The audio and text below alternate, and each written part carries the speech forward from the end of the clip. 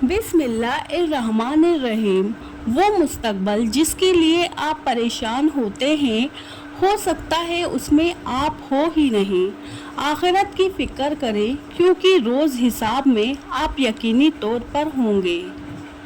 ज़्यादा सोचो नहीं, बल्कि ज़्यादा से ज़्यादा इस्तग़फ़ार करो, क्योंकि मसाइल व मुश्किलात ज़्यादा सोचने से नहीं, बल्कि ज़्यादा इस्तग़फ़ार से आसान होते हैं।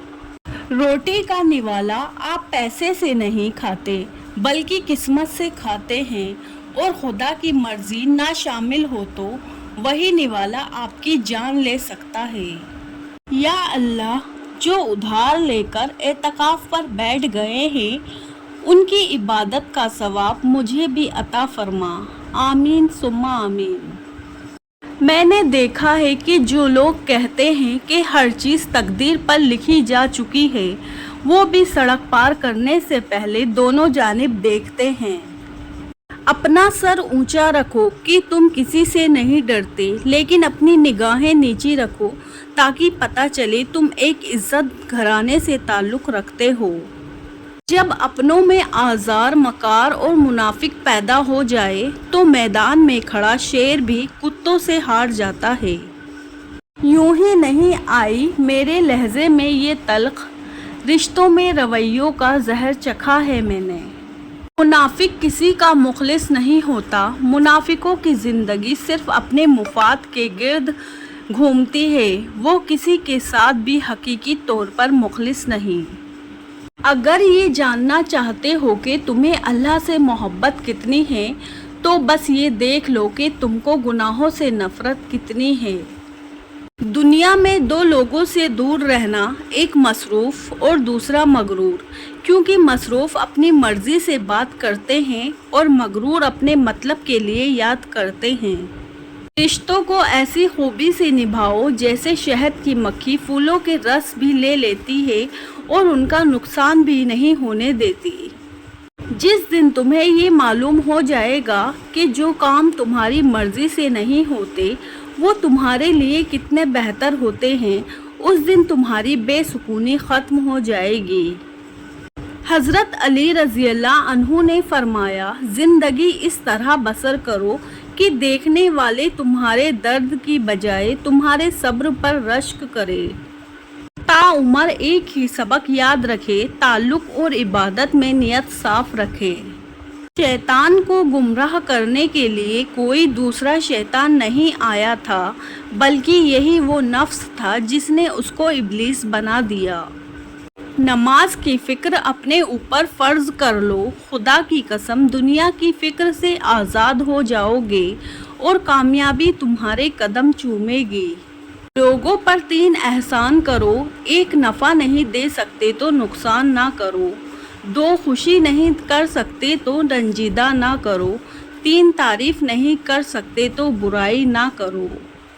मैंने अपनी औकात को बड़े करीब से देखा तो पता चला कि चंद सांसें हैं और वो भी रब्बुल इज़्ज़त की मोहताज है। नेक औरत वो है जो ना खुद किसी गैर मर्द की तरफ देखे और ना कोई गैर मर्द उसकी तरफ देख सके। हज़रत फ़ातिमा ज़हरा रज़ी अल्लाह ताला अन्हा। माफ़ी गलतियों की होती है, ज़्यादती और तज़लीली की नहीं। किसी को दी गई बड़ी बड़ी अज़ियतों के बड़े बड़े कफ़ारे ज़रूर अदा करने पड़ते हैं। खामोशी इख्तियार कर ले मगर कलामात करें, गुश्ता नशीन हो जाएं मगर अपना मियार मत गिराएं। इज़्ज़त ना मिले तो किनारा कशी बेहतर है, लेकिन वक्त की भीख ना मांगे, क्योंकि इज़्ज़त और मोहब्बत के बगैर किसी भी रिश्ते का वजूद नहीं।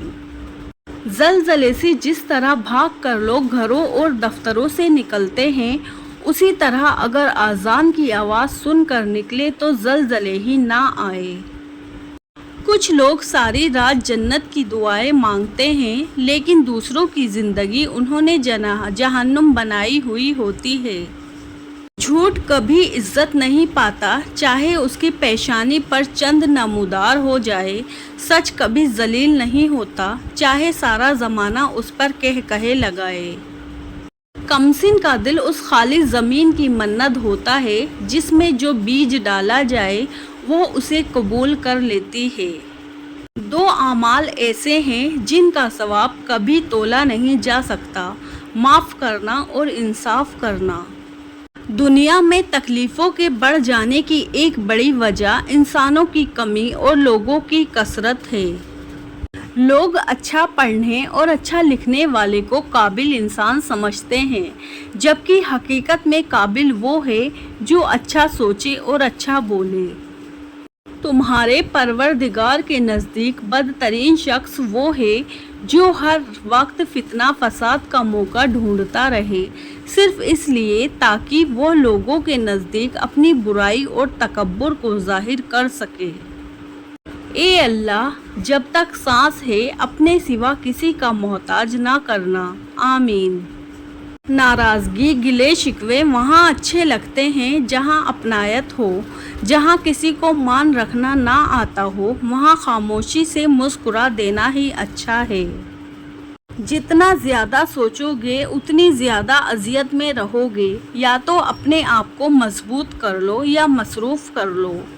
انسان ایک ایسا غافل منصوبہ ساز ہے کہ وہ اپنی ساری پلاننگ میں بھی اپنی موت کو شامل ہی نہیں کرتا۔ کائنات کی سب سے مہنگی چیز احساس ہے جو دنیا کے ہر انسان کے پاس نہیں ہوتا۔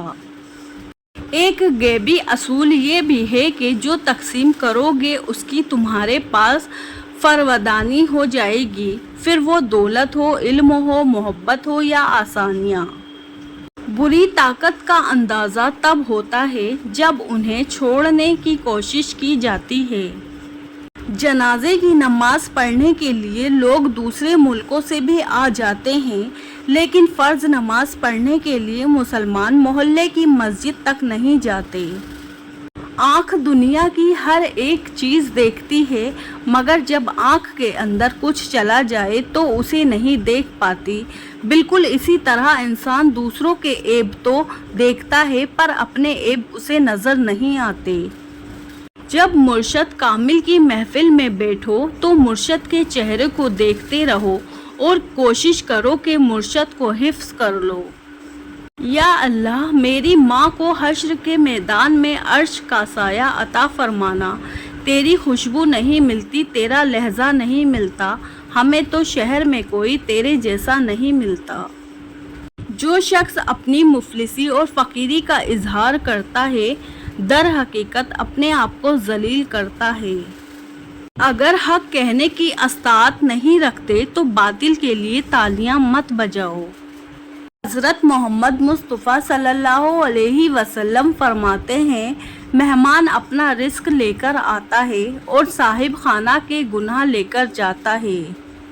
اگر تمہارے رزق میں سے دوسروں کی ضروریات پوری ہو رہی ہے تو تم خوش قسمت ہو کہ تمہارا رب تمہارا رزق پاک کر رہا ہے۔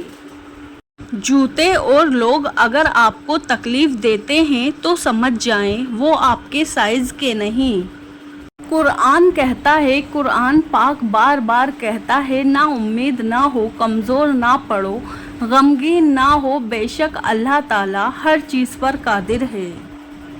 زندگی میں ہمیشہ وہ لوگ پرسکون رہتے ہیں جو پوری نہ ہونے والی خواہشوں سے زیادہ ان نعمتوں پر شکر کرتے ہیں جو انہیں اللہ نے عطا کی ہے۔ الحمدللہ رب العالمین۔ حضرت علی رضی اللہ عنہ نے فرمایا، انسان زندگی سے مایوس ہو تو کامیابی بھی ناکامی نظر آتی ہے۔ انسان کو اپنے عیبوں پر نظر رکھنی چاہیے ورنہ اس کی نیکیوں کو نظر بد لگ جائے گی۔